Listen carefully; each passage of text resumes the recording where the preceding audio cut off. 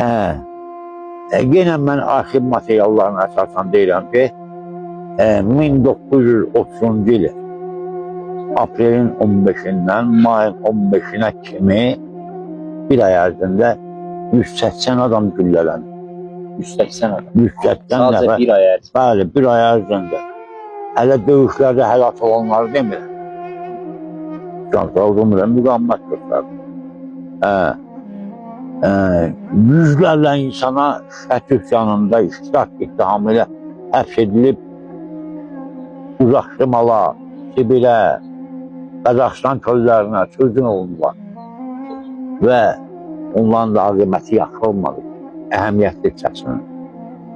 İvan tutdular çəkiyə. Yəni, üsyanın miqyasına görə, baş verən hadisələrin mahiyyətinə, mərzinə görə bu üsyan digər qolçamaq qiyamlarından fərqlənir. Axı, siz, mən qeydlərində Minskdən, Leningraddan ordu sələri gətirdilər.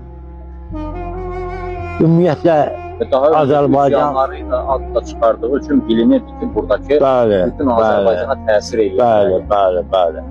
Hətta üsyançıların da qeydləri var, bu kitabda var hamısı ki, əgər biz qısa bir müddət, yarım ay, 20 gün tab gətirə bilsək, üsyan Qarabağa da yayılacaq. Ölkənin digər ərazilərinə yayılacaq və ümumi ittifaq üsyanı həddinə gəlib çatacaq. Sonra qarşısını almaq mümkün olacaq. Ümumi ittifaq üsyanları. Amma üsyan ilə eşiyindəcə boğuldu və amansız divan tutdular əhaliyə. Bu, indi şəhidlər xiyabanı deyirik, Şəkidə. Orada ana heykəli var. Bu heykəlin arxası Əmgərək dərəsi adlanır. Bax, bu dərədə gecə-gündüz adamları gülləliyirlər. Bu dərədə, Əmgərək dərəsində. Sonra Qala divarlarının önündə.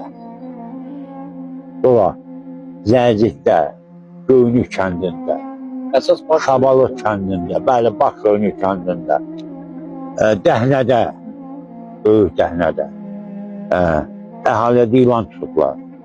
Ümumiyyətlə, bütövlükdə Azərbaycan miqyasında götürsək, elə Sovet dövlətinin mövcud olduğu 1-ci 20 ildə, yəni 1920-1940 bu dönəmdə 75,5 min insan məhv edilir. Və bunların içərisində nə qədər ziyanlar? Var.